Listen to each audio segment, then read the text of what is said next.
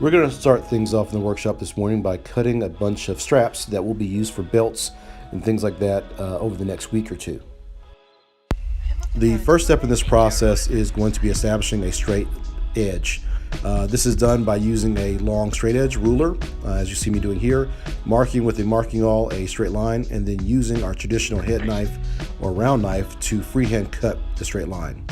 This is probably the most important step in the process, because if this line is crooked, all the remaining belts we cut after this point will also be crooked.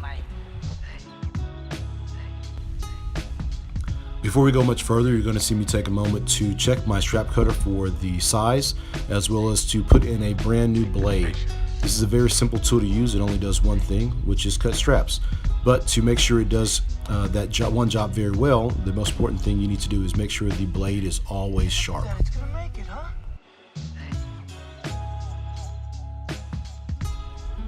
Now we can start the actual process of cutting straps. Here you'll see exactly why making sure that first line is straight is so important. The edge of the tool, the strap cutter in this case, rides along the edge and trims off a set size strap. In this case, we're trimming off straps that are 1.5 inches wide, which is the most common belt size that we produce. And then if we need something more narrow, we can always trim the individual straps down if we need to 1.25 inch or even 1/2 inch for things like dog leashes if we need to do that. There are power tools that will do this job for me. These tools, you essentially slide in the entire side of leather, and in 1 or 2 passes it will cut anywhere from 10 to 20 to maybe even 30 straps at one set, perfectly sized and perfectly straight. For me, however, this is a process I've always done by hand, and honestly I quite enjoy it. It's a little bit therapeutic for me to process these sides and break them down into all the straps I'll need for the next week or two.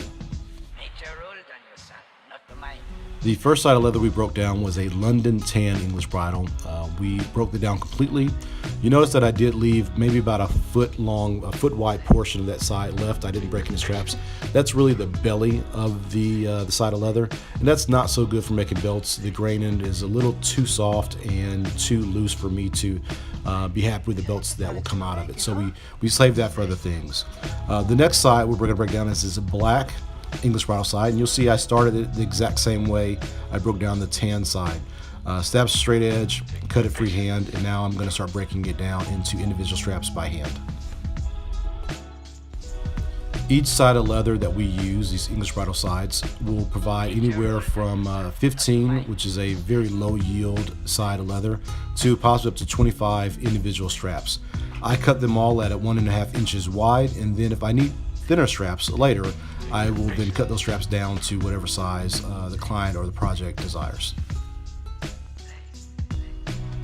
It's my common practice to go ahead and break down these belt sides completely before I put them away. I find it easier to store the individual straps, as well as it makes it easier for me to just take a strap off the rack later, make the belt, and keep moving. If I have to bring out these large sides every single time I need one strap, it really becomes time consuming. So these days I buy the sides of leather, bring them in house, and then I break them down completely before storing them. And just like that, we pretty much have all the straps that we need to get us through the next week or two of belt orders. I think we'll end up with somewhere in the area of 30 to 40 straps between these two sides. And we still have some brown sides left over from the last run of straps that we did. Thank you for watching. I appreciate it.